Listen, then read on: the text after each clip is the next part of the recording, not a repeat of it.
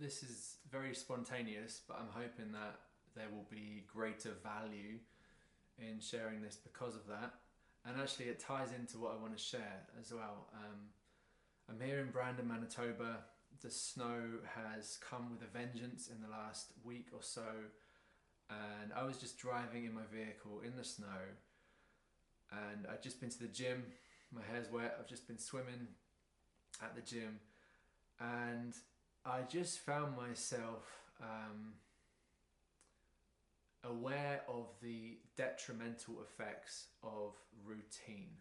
I've been trying to get into a routine the last few weeks, months, of going to the gym on Mondays, Wednesdays, Fridays. And I've also, in recent weeks, been challenged from various sources, various people, um, about the detrimental effects of routine, and that um, it can squash the value out of the things we're trying to achieve. And one of the things I was thinking today is that if we are going to end up with some kind of routine, whether it's a gym routine, whether it's a dietary routine, whether it's certain people that you see every week on the same day of the week, or whether it's sports, whether it's your work routine, arriving in the same place at the same time every day with the same means of transport. And I was like, how do we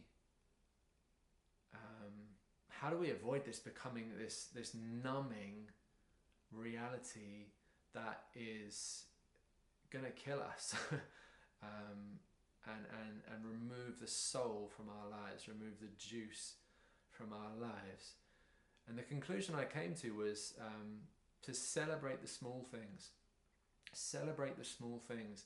And I found myself kind of saying slash praying that I would become somebody who is able to notice the nuance in things, to celebrate subtleties in things, because I don't want to ever be somebody who allows life to become the same old, another day, but the same stuff happening as yesterday, and ending up kind of feeling like you're in a movie where the day is just playing out on autopilot because you're not really paying any attention anymore, because it's so similar to what you did yesterday and the day before, or it's so similar to what you did last Saturday and the Saturday before that. And I think one of the antidotes to that kind of the lifelessness of routine and structure and a regimented lifestyle, which, don't get me wrong, obviously have their benefits. You'll read all sorts of things from all sorts of sources about the value of repetition and doing the same thing over and over again. But I think there are detrimental effects as well. And I just want to encourage us, encourage myself, celebrate the small things, notice the nuances, celebrate the subtleties, and notice the little differences. We have a 3-month-old son, and not much changes day to day. He is waking up at similar times. He is just feeding on milk every day. He is not having any other variety in his diet, which is obviously a blessing as well. Part of me is not looking forward to having to prepare all sorts of different types of food for him. But there's a lot of sameness about life with our 3-month-old baby, and I want to be someone who is able to notice the nuances and celebrate the subtleties about life with him. The smiles, the noises, the little things that he does that are slightly different to things that he's done previously. He rolled over for the first time, I think it was yesterday, rolled over onto his front from his back for the first time, which is it's a small thing, but I think it's something worth celebrating. And I think we're living in a time where there's genuinely a lot of bad things happening. If you look in various parts of the world, there's genuinely a lot of potentially scary things happening in politics, where it's hard to have hope for the future. We're here in Canada, and that's a reality here, and I know that's the same in other nations too. And not only is there genuinely real bad news happening, but we live in a culture that is so saturated with online content that can be confusing and misleading, and there's just a huge amount of it. And I think we need to grow